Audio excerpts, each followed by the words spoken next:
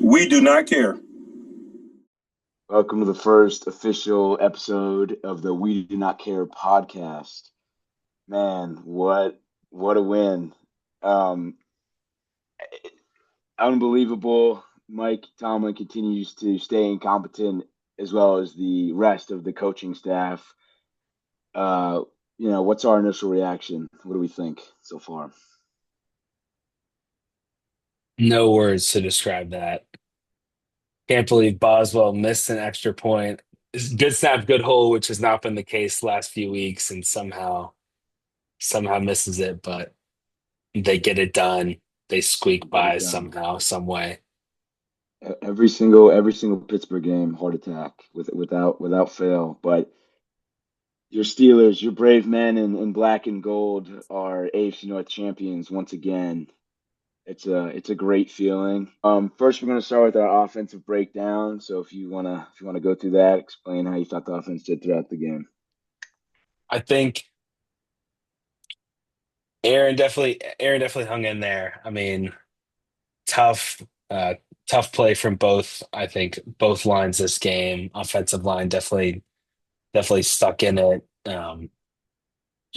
Got the running game going at some points. Definitely got the running backs more involved in some of the passing downs. But I think the offensive line definitely hung in there for the most part. And um, it was good to see Muth get involved, finally utilize him Welcome to a Earth. little bit. Welcome to Earth, Pat Fryermuth. Welcome to Earth. Welcome to Acrisure Stadium. Tough not having Darnell out there for the running game, but good to see them finally look to their wide open tight end who are paying $48 million over these few years for his contract. 12, So good 12, to see 13 that. mil annually. Yeah, that's great. No, Um, yeah, I mean, like you said, no Darnell, no really jumbo package. Great to see Calvin Anderson out there. I mean, man, just what a tough game. Thielen, came up clutch with some big catches. MVS had I don't know, maybe 1 to 5 yard out. Can't catch a deep ball to save his life. Connor Hayward, we'll get to him later on, but wow. I mean, the brotherly love tush push. I mean, you don't see that all the time. Cam gets Thankfully, to feed his family for another Cam day. gets to feed his family for another day. The Hayward, the legacy, the family, the nepotism, it lives on. And we love that. We love that for the Hayward family. We love that for Steelers football. Big on big on nepotism. We love that. I mean, a crazy game. Once cornball Arthur Smith realizes that he has a weapon in Pat Fryermuth, kind of look what happens. Love to see the dump off passes with Jalen and Kenny. I mean, look what they can do in wide open space, always making that first guy miss. MVS and Adam Thielen are just unk. I mean, that's two of the worst signings I think I've ever seen. Tomlin loves his 20. I don't know where these plays to Kenneth Gainwell were last week. Tomlin loves his 2018 Pro Bowlers. Shout out last year at Mike Williams against the Commies. Um, but man, I mean, offense, they put up 26 points in the end. Would have loved Boz to make that extra point, end of the half. The halfback toss, I mean, that is the worst play I think I've ever seen in football. Arthur Smith, what are we doing? Seriously, do you want to keep your job or do you want to go to college football? I don't know. I don't understand. Pretty He'll get some incompetent head coaching looks after this from the year, season. right? Supposedly, those are rumors, which it's cool with me. Pack your bags. And on that note, if your name ends with Smith or Austin, you can pack your bags, keep it scrolling. We don't want you on the pod. We don't like you. You can keep it going. Or You if will you're just a not be a fan, guest star anytime soon. you will not be a guest star on this podcast. We're allowed. I thought some guys stepped up in Darnell's absence. Obviously, Pat when he got some targets. Um, not having Darnell sucks. Mount Washington, he's a key player. He's a key piece. He just creates, a lot of things, a lot of opportunities. Obviously, not having DK for some reason he decided to swing on a fan and almost prevent the Steelers from entering the playoffs entirely, which was great. Not really sure why he's allowed to keep that 45 million, but whatever. Did It's a not get the topic for invite another to day. AFC North Championship week. Did not. But guy did not get the invite. I'd like to give a quick shout out as we wrap with the offensive breakdown. Shout out Calvin Austin, man. The quick little stutter and go. I mean, he said post game interview, he and Aaron had been working on that for the past couple weeks. past couple of days. Love to see that, sort of come to fruition on the live screen on national television. You knew Aaron Rodgers, Hofer, he wasn't going home. He wasn't going home like that. Somehow Tyler Loop, I think his name is Tyler. Wow. I mean, I don't know how much money he was paid to miss that field goal, but that is impressive. And also, I hate to see his exit from the stadium tonight. yeah, I'd hate to be a Tyler Lute relative. John Harbaugh, time to pack your bags, buddy. It's time to go. You suck. Also, shout out Catholic priest pouring the holy water. I mean, dude, you're the man. We were blessed from the beginning. There's no way. Your There's first no mistake way. was hating on that. There's no way we were losing that game. Shout out Catholic priest. Um, so yeah, I think that's for the most part a wrap on the offense. I think the O line did well. I thought McCormick was great. I thought Frazier was great. Troy was good. They were getting a little bit of pressure. For the most part, Aaron was mobile. Last thing on the offense, yeah, I mean, Aaron ended up showing his wheels a little bit later to pick up that crucial first down. I think a third down it was, but earlier in the game when he was going to the sideline, couldn't pick up that first down. He decided to stop, come back a little bit. Didn't really understand that. I felt like he could have just kept running and got it, but whatever. Eight got it done. That's the Another 42 another years old shining through. yeah, another game, another day that Aaron A Rod gets to play. Mike Tomlin still employed. Not really sure how that's possible. Another game being bailed out by Connor Hayward. You know, Yeah, dude, Connor Hayward. We're gonna get to a Connor Hayward MVP without a doubt. So yeah, I think that's for the most part a wrap on the offense. I mean, I'd say Jonnu. I think he had a couple runs, maybe a couple catches. I'd say yeah, I think that's a wrap on the offense. So if you wanna kick us off with our defensive breakdown. I think the defense definitely hung in there today. Got some good pressure. I feel like this big theme this year has been just getting so close to getting the sack or so close to getting the pick and just not being able to follow through and actually get that big, game changing play. But gotta give gotta give a hand to the defense. They definitely hung in there, and I think it was um, pressure that definitely made Lamar uncomfortable this game. This was probably the healthiest we've seen Lamar. Definitely a lot healthier this game than he was the last. So his legs being more of a threat this time. But I mean, definitely we're not scheming for having a spy on him this game. I don't think we were scheming for really anything this game. But pass rush kept us in this game, and No I schemes, think no schemes. We don't yeah, do schemes here in Highsmith Pittsburgh. Highsmith continued to kind of, be relentless with his effort. I think TJ, great to have him back. Just even just the attention that he demands being on the field. I think that they definitely were having to kind of scheme for him a little bit more. I don't know what those clips were that I saw from practice that they were mocking him, but I mean, he definitely made an impact tonight. So um, I don't know how Zay Flowers gets away with two touchdowns. I mean, a lot of people Unbelievable. I've seen since the game ended saying that Put him on strength. Jalen Ramsey needs to be investigated and benched for the playoffs, regardless of how far we make it. But you know, we'll have to see how that plays out. Hope to get some, hope to get healthier in the DB room as we progress into the playoffs. I don't think Joey had his strongest game today. Definitely not the level that he's been playing as of late. So have to come with a stronger, you know, not to get too ahead of things, but playing against the Texans, I think, regardless of how consistent their offense has been this year, going to have to come with a stronger showing, especially in the secondary. But pass rush is also going to have to get a ton of pressure because the Texans pass rush is going to get pressure. Their D line and I mean their defense as a whole, their DB room, their secondary has been outstanding the whole year. So gonna have to see how that plays out. Without a doubt. I think back to what you were saying. I'll start with the secondary really quick. Jalen Ramsey, just as the Kyle Duggar play happened last week against Cleveland with the Harold Finn touchdown, you need to be investigated. You might need to be kicked off the team. You've been great all this year. I don't know what the hell that was. That was pretty embarrassing. Yeah, I mean, I agree with you on the Joey stuff. I think recently, and we saw when he was playing against a little bit of Jerry Judy, a little bit of Isaiah Bond last year. Terrell Austin, who is by far the most incompetent defense coordinator the National Football League has ever seen. I don't know how he's employed. The worst schemes I think I've ever seen, a mixture of soft and man coverage at the worst times possible. He can never get it right. It's honestly fascinating. I think Joey's definitely stepped it up this year. Asante wasn't on the screen that much, which I guess is a good thing. Up until like the last couple drives, Lamar wasn't really doing that much in the passing game besides the blown coverages at the end for the Zay touchdowns. Zay's a little munchkin. Don't know how he got open. We are just incompetent. I mean, yeah. I mean, let's have Patrick Queen follow him into the end zone. That's I like that. Good matchup. So that was poor. I mean, I don't know if going to Lamar now, sort of going to the D line linebackers, I don't know if they rubbed butter or slime on him. Somehow Alex Highsmith could not tackle him. I mean, that was amazing to see.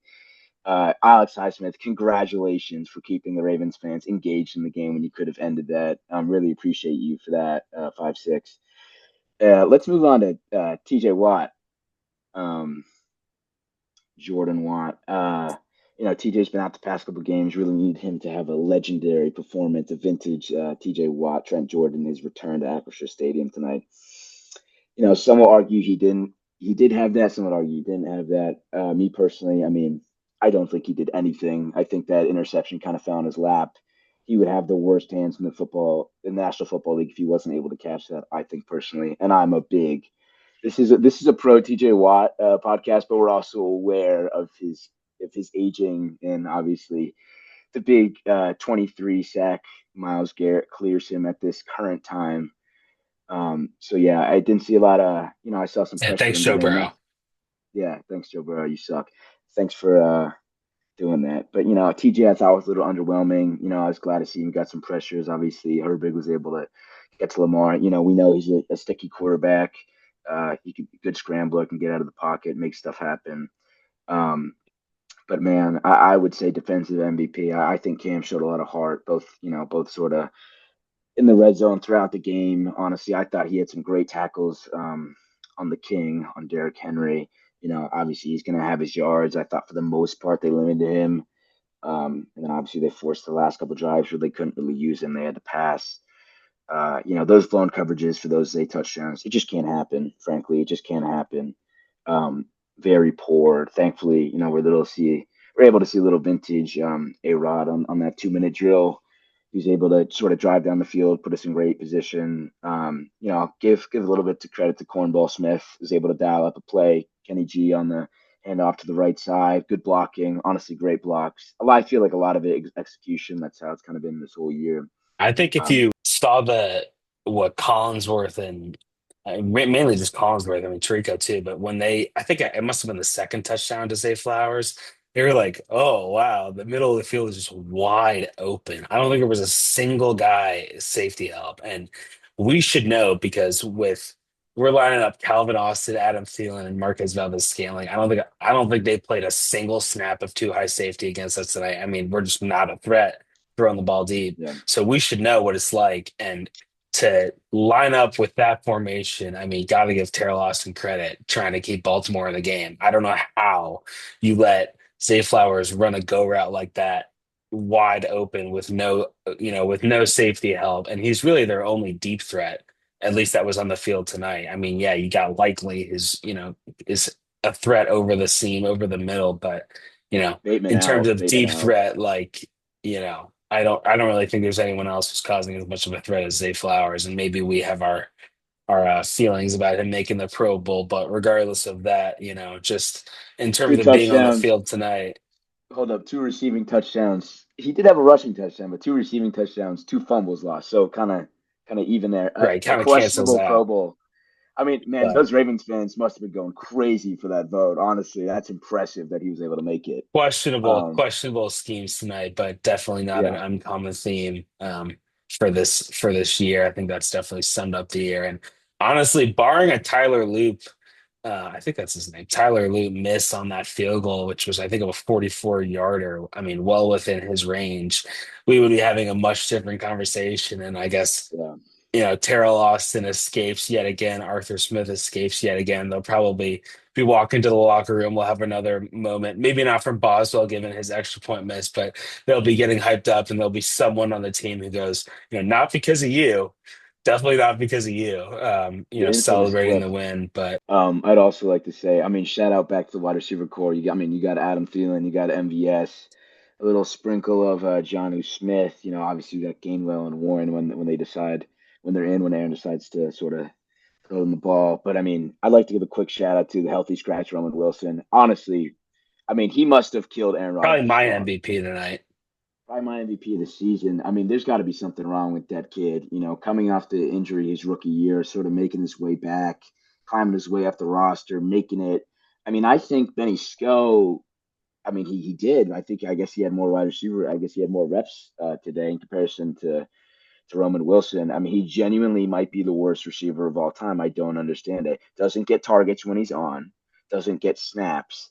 I mean, he must just be snoozing every single team meeting. The commentators saying, you hear Mike Tirico and Chris Collins were saying, they go to Aaron Rodgers' house every Wednesday, every Tuesday. Does he get the invite or does he get lost in the mail? Like, what could happen? Does he fall asleep on Rodgers' couch? I just don't understand it. I don't think we'll ever get the answer to that. Unfortunately, it seems like these past sort of third round picks are kind of waste. Caleb Johnson, are you even a real player? It's kind of that's amazing. His impact on the team this year.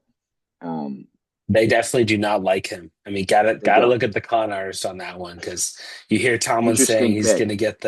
he's gonna get the reps. This is gonna be his opportunity. We finally have a chance for him to shine with a DK choosing to let his fist meet the fan. Um, Yeah, this is finally Roman Wilson's time to shine, and then I think he got 7 snaps that game, not a single target. So it's no tough snaps. going for Yeah, Roman Wilson fans, but yeah, I mean they're faithful. He's got a lot. So he does. He does. I mean, you know, that's amazing. The fact that he doesn't get snaps when I know damn well he's a better route runner than Marquez Valdez-Scantling, the infamous well, Marquez. You three guys, straight guys a targets fan. against Big Dur to Big close the Dur. to close the close that part of the game.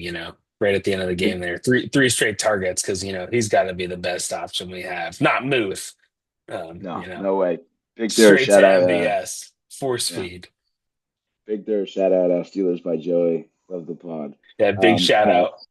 A big shout out. I think that kind of wraps up defensive. We've been on that for a little bit. Let's go to special teams. There are a couple plays I want to talk about with that.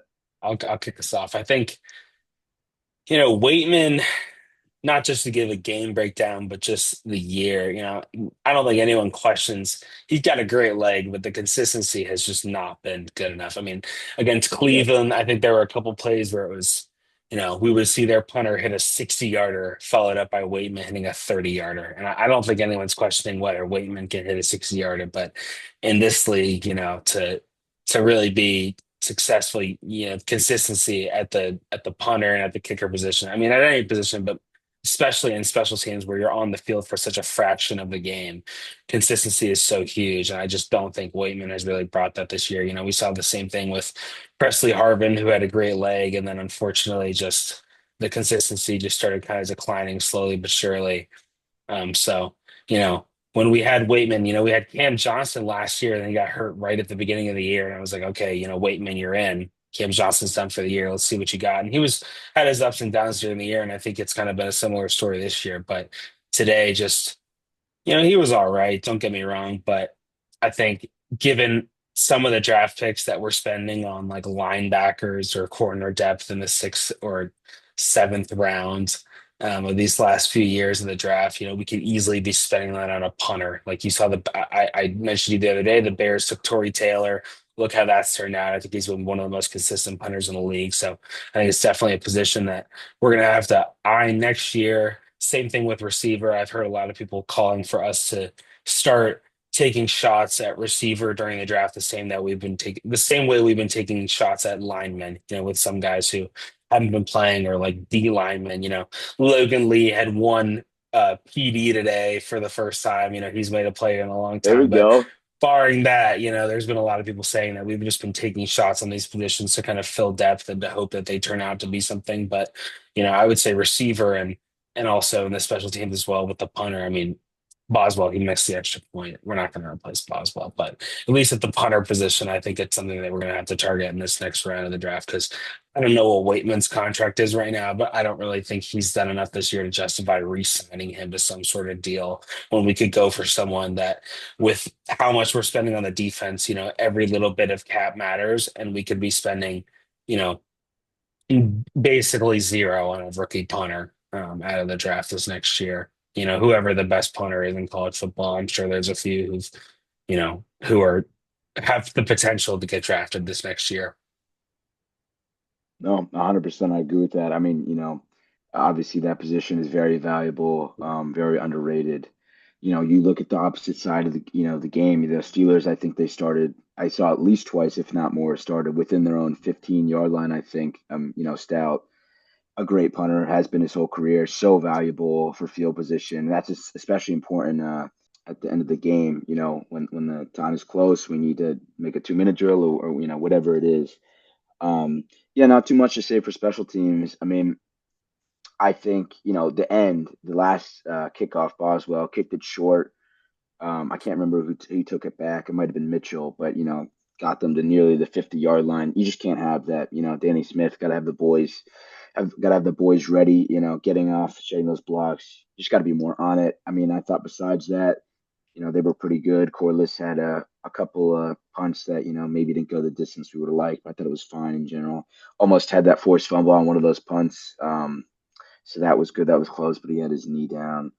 But I'd say all in all for special teams solid, except for you just can't have that end of the game. You can't let them get to near field goal range when that's all they need. That's all they need to win the game, not tie. Because you look at, and I guess that's the other part of special teams. You look at Boswell, and he was able to make that 57-yard field goal. I mean, that's great.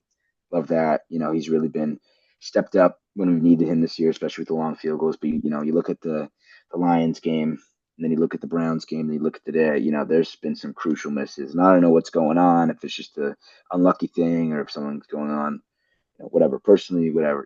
I trust Boz. He's the man. He's been so dependable. I think he'll get back on it. Hopefully, he can come up big in this next game against the Texans.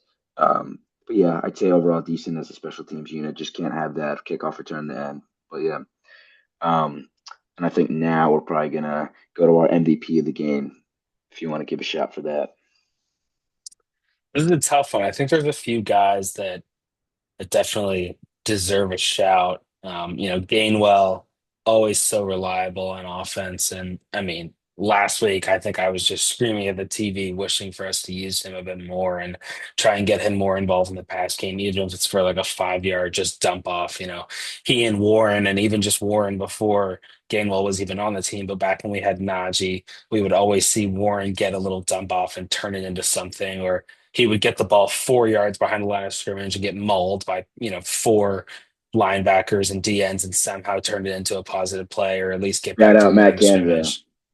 Yeah, shout out Matt Canada for that one. So I would say, I mean, Gainwell's got to be up there for this game, but probably, I mean, Cam Hayward just to be doing it at this age, and I think a lot of it, it's controversial because there's so many times where Cam will get a tackle because Patrick Queen, you know, can't wrap up, or it's another linebacker that Worst goes in tackler there and I've ever just seen. can't wrap up, or a DB goes in there and is trying to get a big hit. Like, Ramsey, remember that first week against the Jets, he had that huge play against Garrett Wilson to end the game for us. Sometimes he might go for the big hits a little bit too much, and Joey might do the same thing where they might end up just not getting that safe tackle. So, got to give Cam a shout out for that. He played a great game today and with pretty relentless pressure. Got to give Herbig a shout out as well for that sack, which was definitely big. I mean, I think each of the edge rushers could have had bigger games on the stat sheet had they just been able to finally close the gap. Definitely we're getting pressure on Lamar, but just, 1 second too slow. But I mean, I think Cam might be mine just with the way that he, was able to get pressure during this game, and at his age to still just be covering this much ground on the field is pretty impressive to have this much effort at times in the game where it might seem as though, you know, time to count the defense out or they'd be tired, and he still ends up making a play late in the second half when, you would think at that point the D line would be the most worn down, especially the oldest players on the field. So I think Cam would probably be mine for this game. No, without a doubt. I mean, I think going back to Queen real quick. I mean, I'd love to see on PFF or whatever football platform in terms of ranking or stats or whatever his missed tackle rate. I mean, I don't know if that exists. I don't know if you can find it on Gen AI.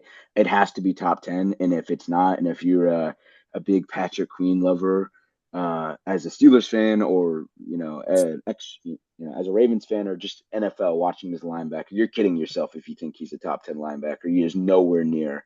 I think he stepped up a little bit this year, but someone being the green dot, he has not shown that. He's not shown he's worthy. I mean, I think I see him miss at least three tackles a game. Just using his hands and kind of flopping around. I mean, it's honestly incredible. It's fascinating. I think I could go out there and tackle better. Not kidding, by the way. But yeah, I mean, uh, put that aside. I think going back to the MVP of the game, I'd love to be different, but honestly, I think mine is similar to Cam, and I'd say the only sort of rebuttal or other argument I'd have for a different player would probably be Aaron, just the way he was able to facilitate everything and sort of get the offense down the field. I mean, who the hell is he throwing to besides Pat Frymuth? Literally no one. Calvin Austin, thank God he stepped up. Really needed him to, but he's probably out the door anyways. But yeah, I mean, I guess I'd say on the offensive side of the ball, Aaron, the way he was able to sort of do what he does best, take the boys down the field. He's been in that position 1,000 times. Obviously just great to get that victory. But yeah, I guess primarily and definitely on the defensive side of the ball, I would say Cam Hayward. We talked about his age. He's definitely an older dude. Um, Not only the impact he made on defense, but also on offense, being able to push his younger brotherly love to see that for the boys, the Hayward family, into the end zone. That was great to see. Not really sure why we don't have, when Darnell is healthy, him leading the tush push, because he's 6'7" and 311 pounds. Not really sure that's not possible. Or if he's not the one leading the tush push, at least pushing someone behind. I don't understand that. Gotta Um, be gotta say something about the fact that I think it's probably 100% rate this year that we've had Aaron on the field for those plays, and he Doing just does nothing. not do anything. We've seen the Complete times where he waste. stands there, hands on hips, and just Obi sends it Wan forward, stance. but he Obi-Wan Aura just stance. to have him out there and not have someone else blocking. I mean, yeah, it's tough this game. You don't have Darnell, and not only is that tough for the tush push, the brotherly shove, but tough just in general for the run game not to have him out there. He's just such a beast and so difficult for other teams to kind of scheme for with how difficult he is to guard. But you know, it's just crazy to continually see Aaron out there. And I think, there was that play call, or I mean, something's got to be said for the number of times this year that we have had a third and there was one this game where it was third and 11, but there's been a lot of third and mediums this year, or even just third and short, where we go for gold. We go for the end zone, we go for a ball that's not even catchable, and we need 1 yard. Those times where we need 1 yard and we go for gold, or we need 10 yards and we run the ball. Sometimes that works. You catch the other team off guard, but the number of times where we're calling plays that just don't make sense given the circumstances, something's got to be said for Arthur Smith's kind of consistency here and his inability to kind of adapt you know, based on what he's seeing. And I think it's tough when we watch other teams this year, like if you watch the Rams or if you watch Kyle Shanahan coach the Niners. I mean, their OCs and their head coaches like McVay or Shanahan, as I mentioned, they're calling plays that or Ben Johnson, even on the Bears, where it's like, man, that's revolutionary. And it's not like other OCs don't have the opportunity to watch this and take notes and try some of the same things, but they just continue to run the same broken plays that just, are so predictable. And, it brings you back to the Matt Canada days where we'd lose a game and then they would interview opposing linebackers and they'd be like, oh, we knew exactly what they were going to run that game. We saw that coming. We knew it. We had seen it in film all week and we knew it was coming. So, you know, No, I mean those were the glory days. I love that as a fan, 100%. yeah, glory days. That takes us to one of our last topics that we're going to talk about tonight, and that's least valuable player. And we talk about OCs, we talk about Ben Johnson, uh, you know, someone who is in the Lions completely turned them around, and obviously you got the head coaching job in Chicago, and he's been great this year. And then you look at someone like Arthur Smith, not a lot to work with this year. But yeah, I mean, I am not going least valuable player to player. I'm going to give it to Arthur Smith. I think he's completely incompetent. I think Aaron needs to run that offense similar to how we saw Ben doing it in some of his last couple of years with the Matt Canada offense. I think the play calling has been abysmal. I don't think Aaron's happy with it really whatsoever. I think sort of the end of that Cleveland game we saw him getting fired up a little bit, shouting to the sideline, kind of showing like, I got this. Let me work. I've done this. He's a Hall of Famer. four-time MVP, I believe. He's been doing this. He knows what he's doing. So yeah, I think my least valuable player is Arthur Smith. I think I got to go coordinators too. I mean, it's a toss up between Arthur Smith and Terrell Austin, both of whom I think are deserving of this award. Both of whom I think have held back their respective units this year. I mean, with Austin, it's we've talked about the fact that he's coming up on the end of his contract, and they wouldn't even have to fire him with how stubborn this organization has been at times. They wouldn't have to fire him. They wouldn't have to kind of surrender the fact that it wasn't a good hire initially. They could just say, you know what, we're moving on.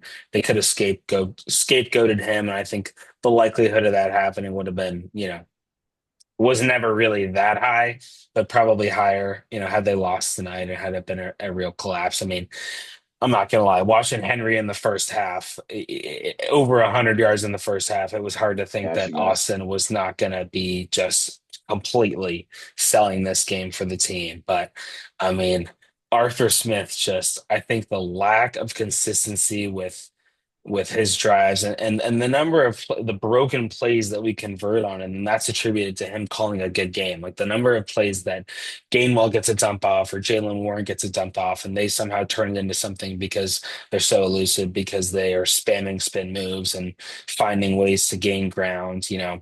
That gets attributed to Arthur Smith calling a good drive, and I just think I had been calling so much these last few games, especially against Cleveland. Let's run tempo. Let's run tempo. I think our team is so much more dominant when we're running tempo, Mhm. especially because of Aaron's ability to run tempo, get up to the line of scrimmage, see what's happening, and be able to call his own play and just say, oh, you know what?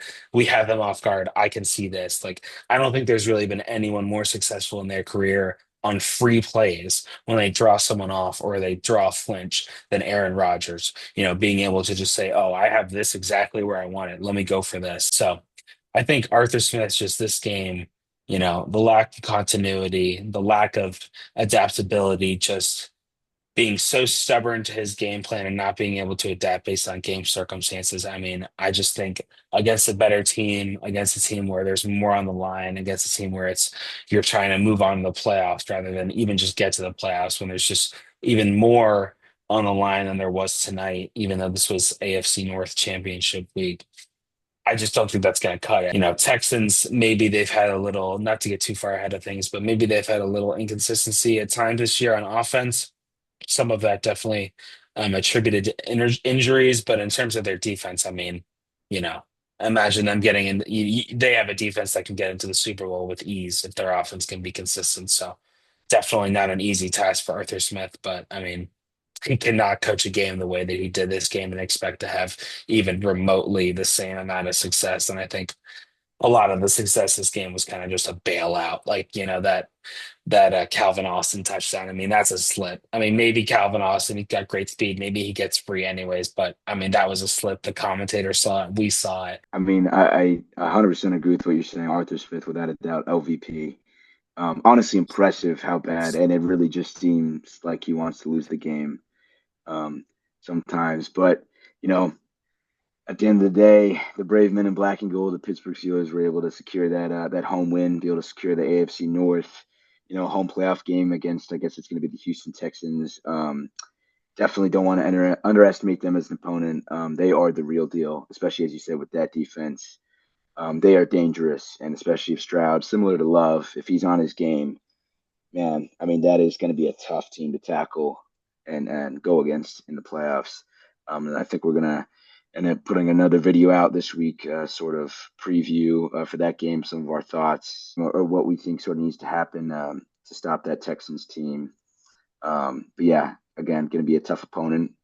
It's going to be January 11th. I'm not sure if the time is set for that, but man, that's I going to be a think big eight. I game. think 8:15 Monday night. That's what I saw. Okay, that'll be man, that'll be awesome. That'll be awesome to see. Hopefully, Mike Tomlin can secure his job for another year. Um, but with that being said, Eight this is eight the end p.m. of 8 p.m. ET Monday night. 8 p.m. AT. Well, we might be there, or we might be watching it on Filming live from the TV. stadium. Right. But either way, go Steelers. Go Game's going to Steelers. be a Here wrap. we go. Here we go. Thank you for watching. Hope to put out some more some videos soon. Uh, here we go, Steelers, baby. Come on. We'll catch you soon.